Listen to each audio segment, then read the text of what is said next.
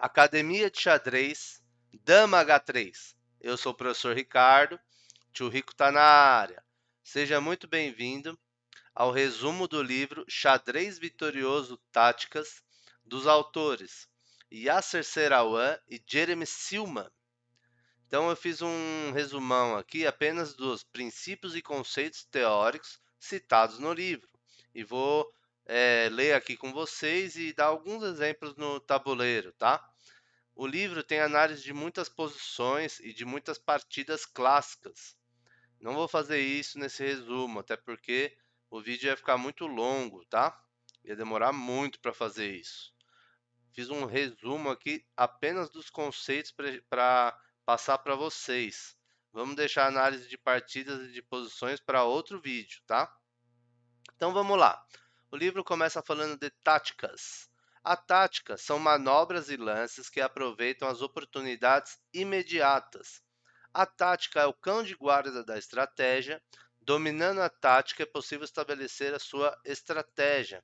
Então o jogador tem que ser bom em tática, tá? Tem que treinar muita tática para assim ele ser capaz de elaborar bons planos e ter uma boa estratégia.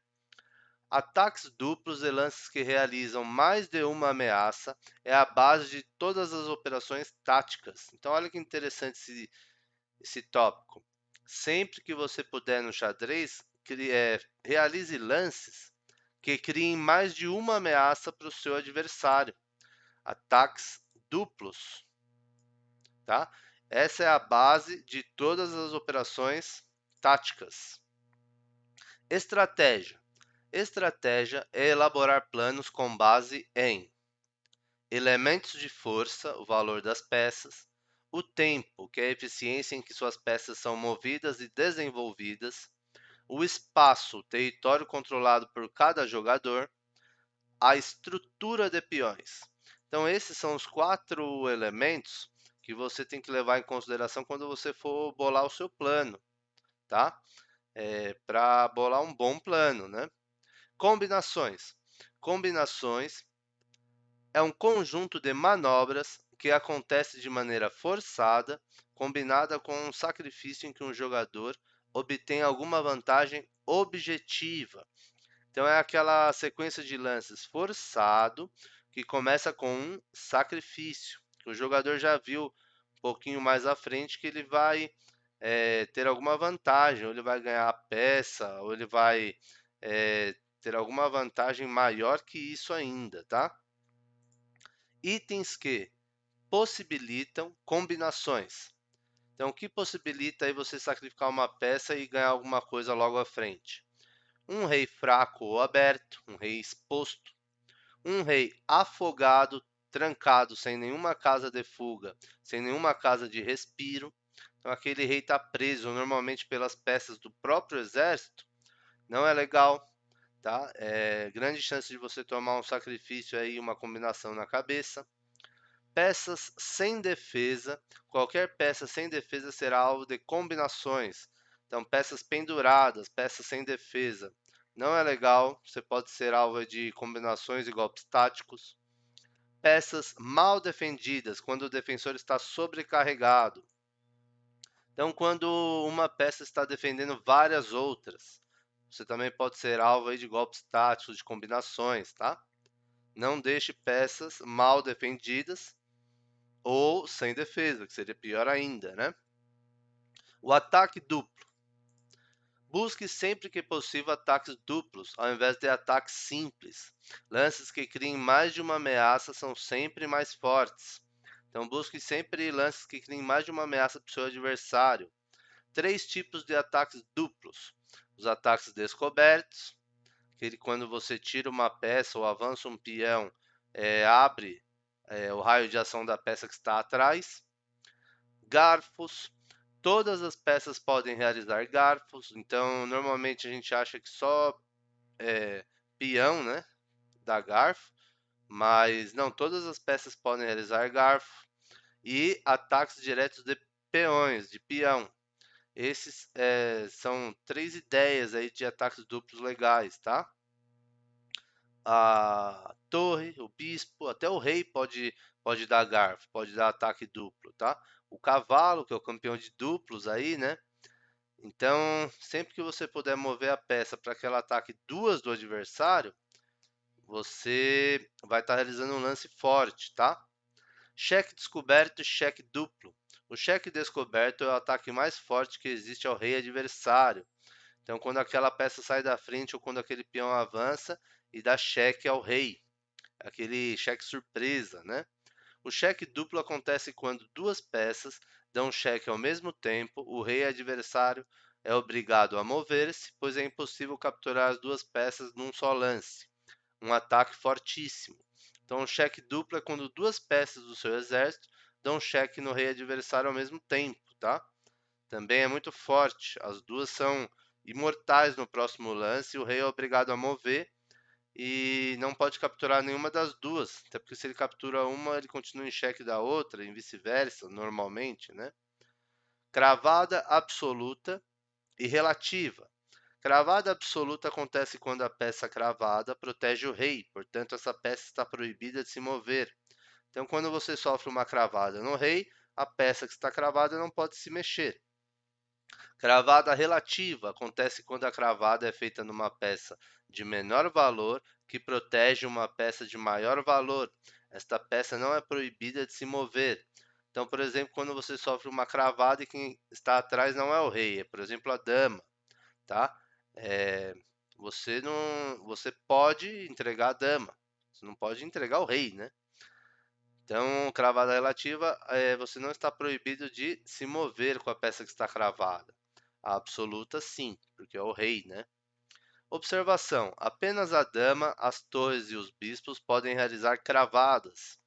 Por exemplo, o cavalo não realiza cravadas. Sempre que possível, ataque a peça cravada com qualquer outra peça ou com um peão. Tire proveito das cravadas sempre que possível, né? Sempre que puder, né? Então, se você conseguiu efetuar uma cravada, tenta tirar proveito disso, atacar com outra peça. E se conseguir atacar com um peão, aí é a glória, né? Espeto. Ameaça contra uma peça valiosa que força essa peça a se mover, permitindo a captura de uma peça de menor valor. Também se trata de um ataque duplo. Então, o espeto, aquele ataque que você faz sobre, por exemplo, duas peças valiosas do adversário, né? Por exemplo, quando o bispo atacou a dama e a torre ao mesmo tempo. Então, o jogador vai ter que tirar a dama, poderia perder a torre, né?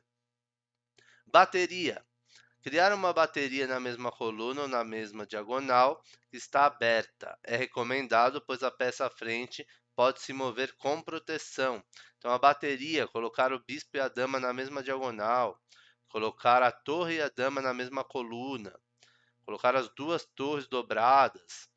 Essa ideia aí é legal, pois a peça da frente pode se mover com proteção da peça que está atrás, né? Agora vamos falar um pouquinho de empates. Existe um cuidado para não afogar o rei do adversário, o mate afogado. Aquele o mate afogado é quando você está atacado e o rei não tem nenhuma casa para fugir, tá? Está totalmente preso, normalmente pelas peças do próprio exército. Cheque perpétuo, aquela sequência de cheques que você não consegue se livrar, que acontece a tripla repetição, né? Um aqui é consecutivamente dependente do outro, e aí empata a partida, tá? Quando o seu rei não conseguir se esconder dos cheques do adversário, por exemplo, você vai levar cheque perpétuo, vai ocorrer a tripla repetição e o jogo estará empatado, tá? Material insuficiente para dar mate. Então, quando você tiver peças insuficientes para conseguir dar checkmate, mesmo se o seu tempo acabar, é considerado empate. Pois, não, se o seu tempo acabar, normalmente você perde. Mas se o adversário não tiver peças, por exemplo, para te dar mate, aí é empate. Ou vice-versa, né?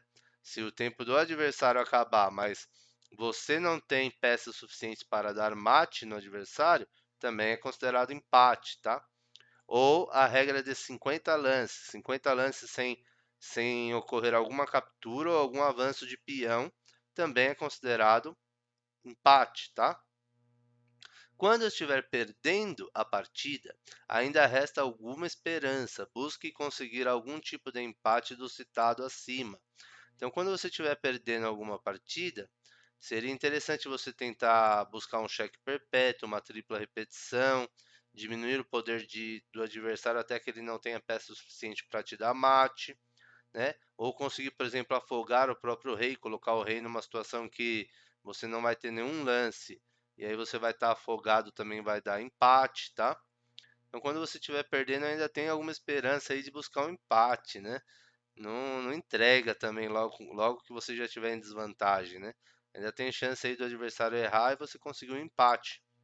Não cochile e fique atento quando estiver ganhando, pois seu adversário poderá conseguir um empate salvador. Então, o inverso também é verdade, né? Quando você estiver ganhando, não cochile, fique atento, não dê bobeira, porque o adversário pode buscar um desses tipos de empate e aí você vai ficar lá se lamentando, né? Poderia ter ganho, estava ganho, e meu adversário conseguiu empatar, né? Então nunca menospreze ali a posição, não dê bobeira mesmo quando estiver ganhando, tá? Que o adversário ainda tem chances reais de empate. Vantagem material que leva ao empate.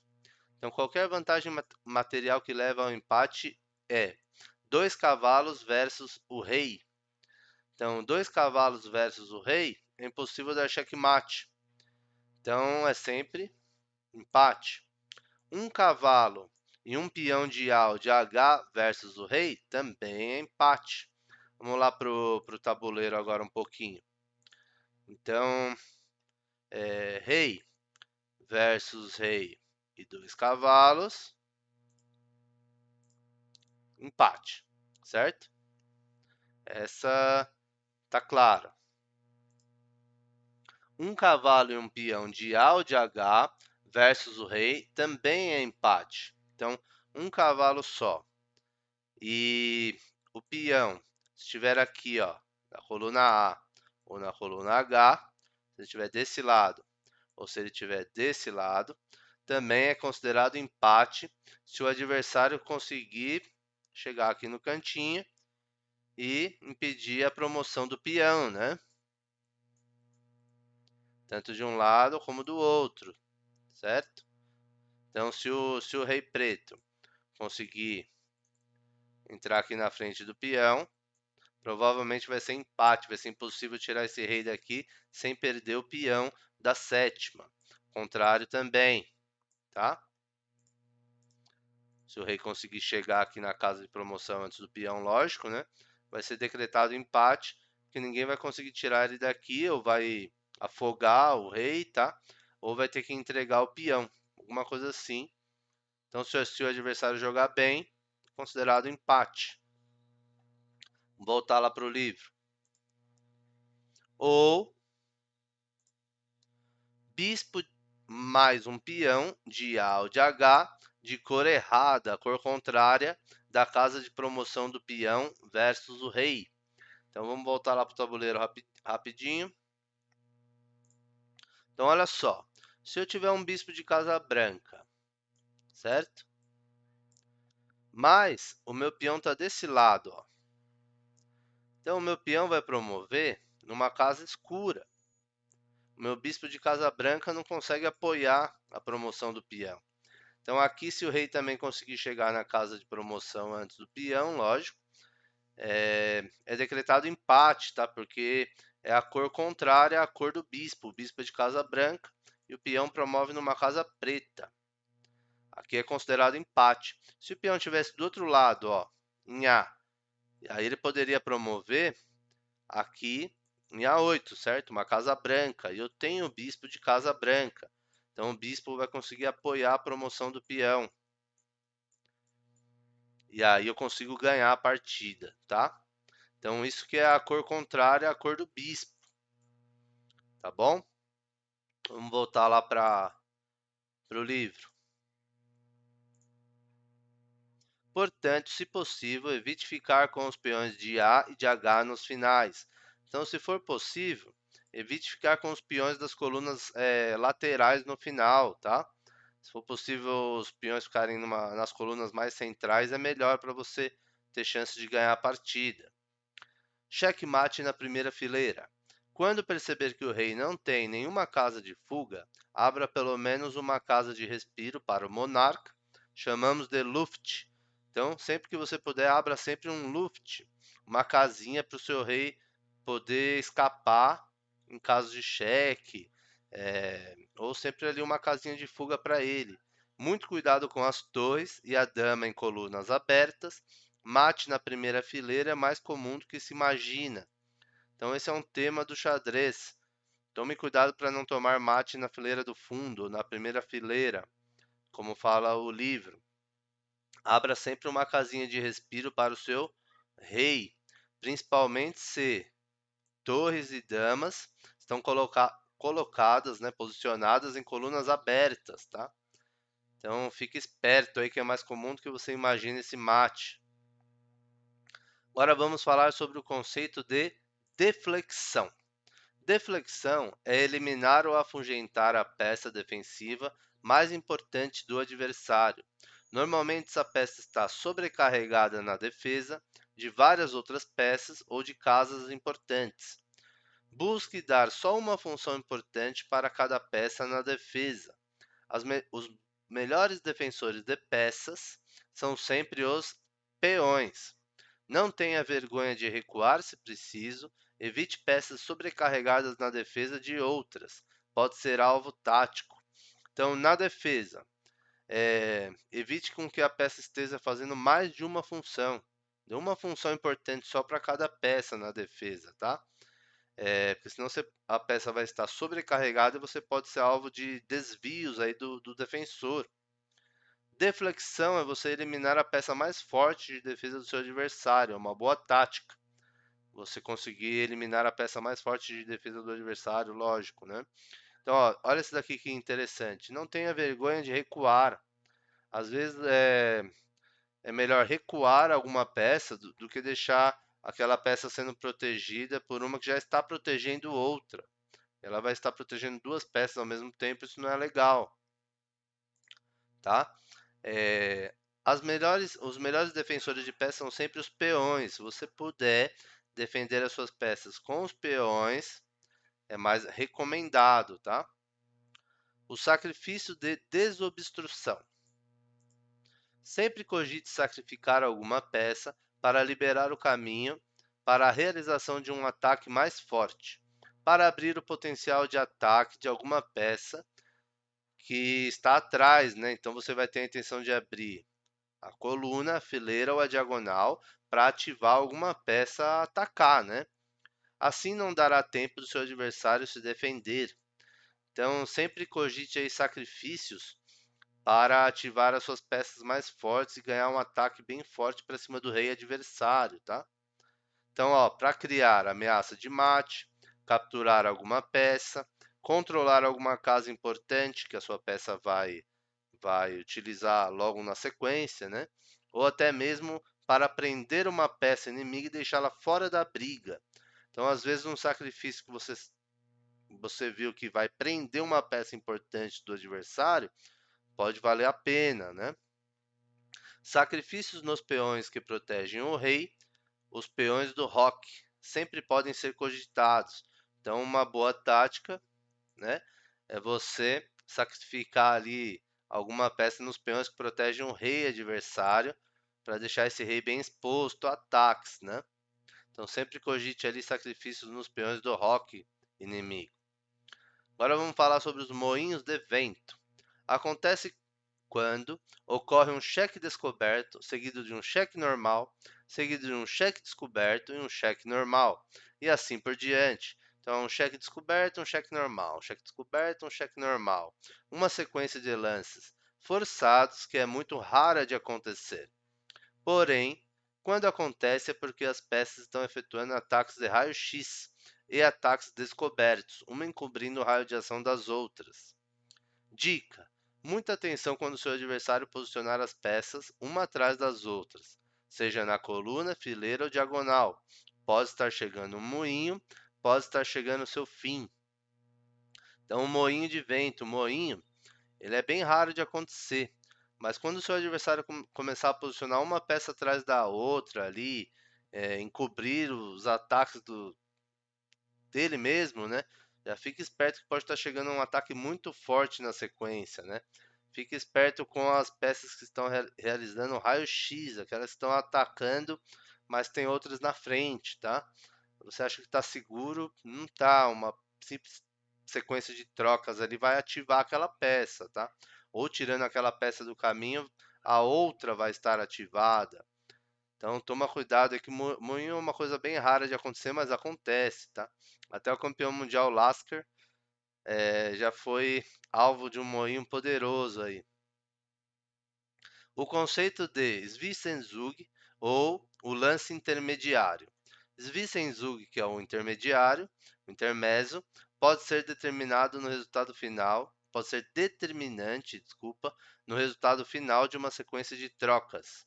É aquele lance intermediário que muda todo o resultado esperado do jogador que realiza trocas desenfreadas ou qualquer captura na hora errada. Normalmente, um lance intermediário vem com cheque, assim possibilitando o adversário de continuar a ordem normal de trocas das peças, ganhando assim um tempo.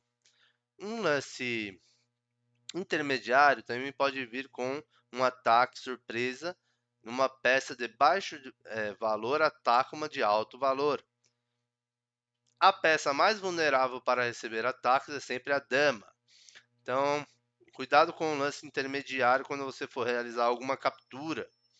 Quando você for tentar trocar peça, se o seu rei tiver exposto a algum ataque, algum cheque, ou se, por exemplo, a sua dama, que é a peça mais vulnerável, estiver ali exposta a ataques, cuidado, você pode tomar um lance intermediário. Esse lance muda toda a sequência de trocas, aí, toda a continuação aí que você pensou, que você calculou, tá?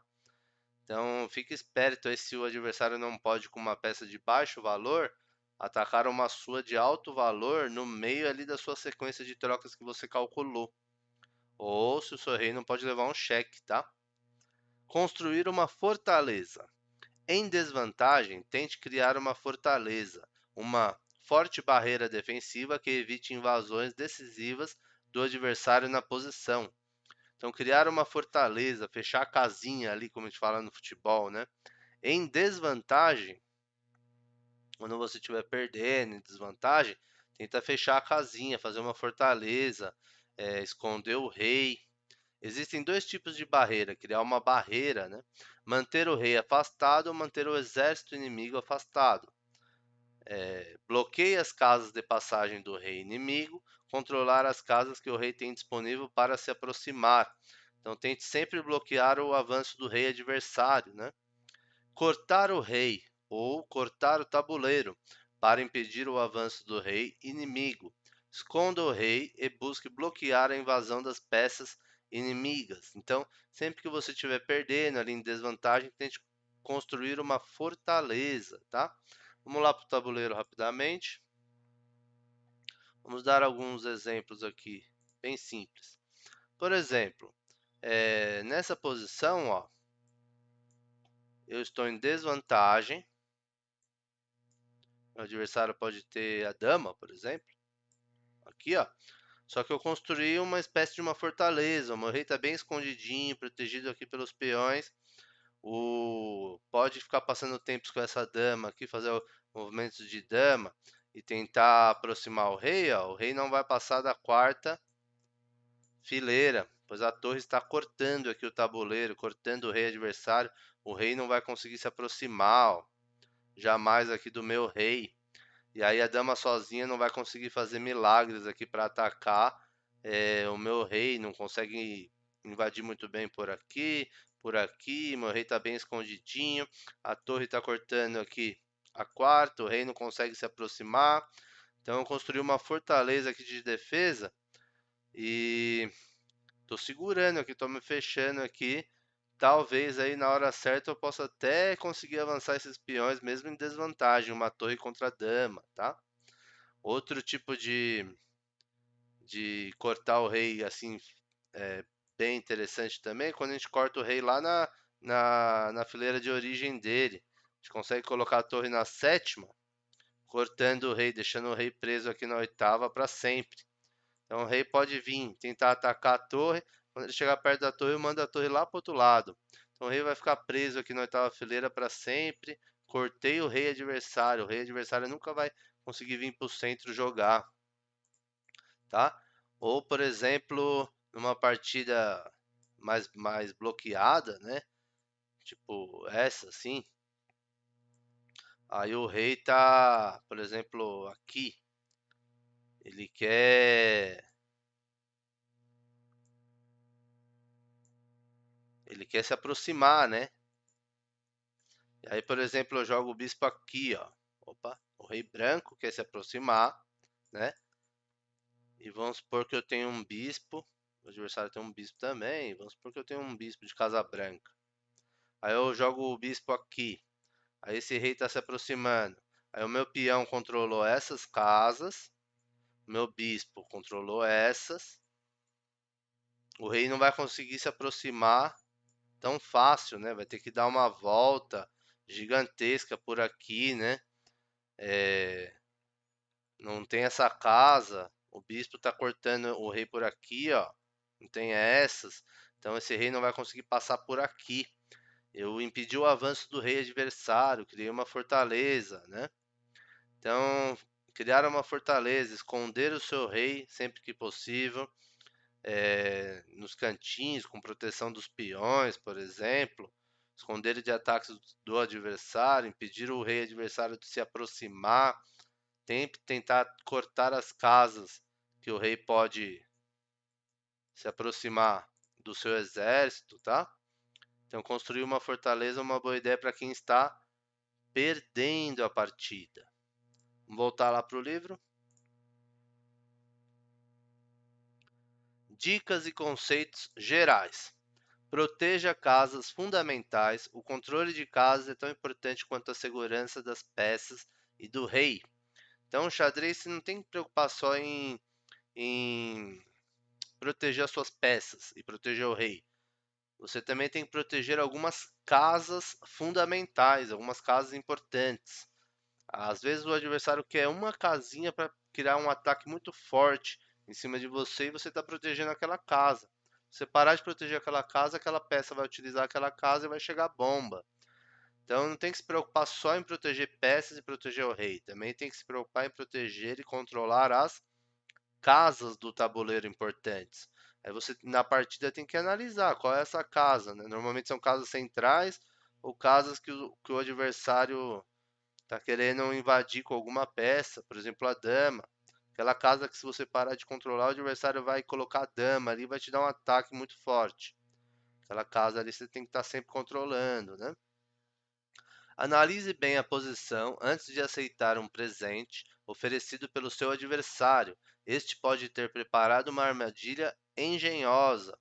Então, cuidado quando o adversário te dê uma peça de graça, um peão de graça, um gambito ou uma peça mesmo. Tome muito cuidado. Normalmente ele preparou uma armadilha engenhosa aí para cima de você. Então, antes de aceitar um presente aí, uma peça de graça, pense muito bem, calcule, veja a posição, vê se o adversário pendurou aquela peça mesmo, ou ele está te dando um presente de grego aí, né? Posicione as peças para atacarem as peças do adversário, mesmo que outras estiverem na frente, no caminho. Então, ataque de raio-x. Posicione as suas peças para atacarem as peças do adversário, mesmo que outras estejam no meio do caminho, na frente, tá? É uma boa estratégia para depois você conseguir algum ganho tático. Nunca efetue cheque se não for para ganhar alguma vantagem objetiva ou algum material, pois certamente se você não ganhar nada ao dar cheque, seu adversário ganhará. Então nunca dê cheque só por dar cheque. Vê se você vai ganhar alguma coisa, uma melhora na posição, alguma vantagem, algum material. Se você não for ganhar nada, por que você vai dar cheque? Pensa num lance melhor, né? Cara, lembra daquela frase, capivara gosta de dar cheque. Iniciante gosta de dar cheque. Não fica dando cheque, cheque, cheque toda hora por dar cheque. Vê se você vai ganhar alguma coisa com isso. Se não for ganhar, tenta fazer algum outro lance melhor. Vai ser melhor, tá? Os peões São dama em gestação, valorize-os. Ó, não menospreze os peões. Eu já perdi muitas partidas aí que eu menosprezei um ou dois peões do adversário e foi justamente aqueles peões que chegaram e fizeram dama e ganharam a partida para ele. Eu perdi. Então, valorize muito os seus peões e tome cuidado muito com os peões do adversário também, né?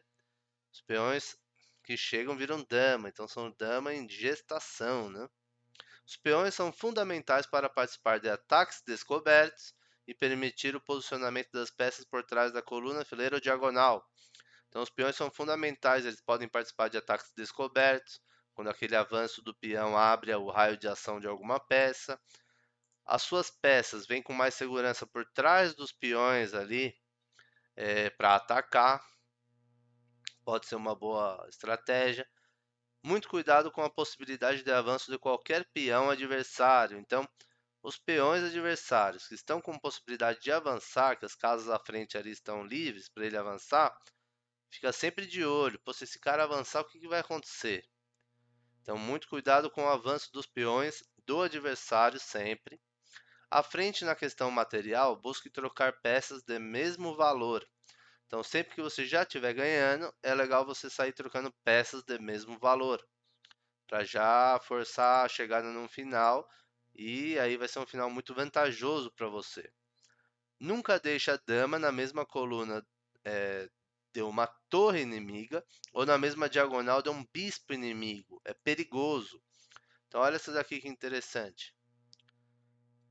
Nunca deixe a sua dama na mesma coluna da torre adversária. Capaz de você ser alvo aí de alguma tática e perder sua dama para a torre do adversário. Nunca deixe a sua dama na mesma diagonal de um bispo inimigo. Então o adversário posicionou a torre na mesma coluna da sua dama, tira a dama, melhora a posição da dama. Posicionou o bispo na mesma diagonal da sua dama, tira a dama, tá? Dali da cara do bispo, da cara da torre do adversário. Não é interessante deixar uma peça de alto valor aí sendo atacada, mesmo que tiverem várias outras na frente, por uma peça de baixo valor, né? Às vezes é impossível calcular todas as variantes e consequências do seu lance. Confie também na sua intuição. Sentir, às vezes, também é necessário. Então, às vezes, não dá para calcular tudo, todas as continuações, todas as variantes, todas as consequências de um lance seu. Mas você também tem que usar um pouquinho sua intuição ali, sentir que vai dar certo, né?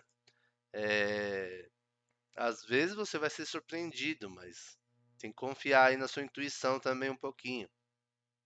Busque ter a iniciativa, crie ameaças que obriguem o seu adversário a se defender. Então, busque sempre numa partida de xadrez ter a iniciativa. O que é ter a iniciativa? Criar ameaças que o seu adversário tenha que se defender. Então, se o seu lance cria ameaças que o adversário é obrigado a se defender, você está com a iniciativa. Isso é sempre bom. Se você ainda criar mais de uma ameaça, melhor ainda, certo? Se possível, centralize as pigs, as torres. Então ele chama as torres de pigs. Então, se você puder, coloque as torres em colunas abertas e, melhor ainda, em colunas centralizadas. Deixe as torres mais centralizadas, sempre que possível, lógico. Jamais deixe o rei afogado, ou seja, preso pelas suas próprias peças. Então, não cometa o erro de fazer isso, por exemplo. Ó, vamos lá para o tabuleiro. Ah, eu vou proteger tanto, mas tanto o meu rei, que eu vou colocar o bispo aqui na frente, uma torre de um lado, uma torre de outro. Aqui vai ter um peão e aqui eu vou trazer a dama. Não, esse rei está super protegido. Duas torres do lado, a dama, o bispo, o peão. Esse rei aqui ninguém pega. Não, não é legal. O rei está afogado aqui, ó. Não tem uma casa de fuga. Se ele leva um cheque, ou ele pode ser alvo de levar combinações, golpes táticos aqui, e você não tem uma casa de fuga para esse rei. Esse rei está afogado em caso de ataques aqui, ele já levaria mate, tá? Por exemplo, um cavalo adversário invadindo aqui a casa de A7, ó, já é mate.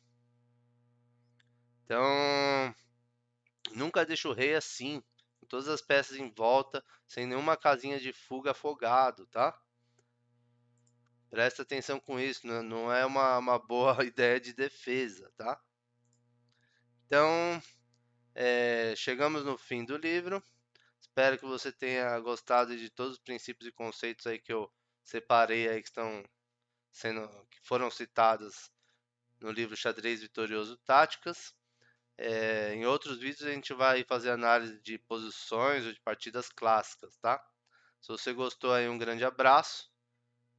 Dá um like, não esquece de dar um like pra gente, se inscrever no canal. É de graça aí para ajudar o próximo, tá? Muito obrigado. Até o próximo vídeo e valeu!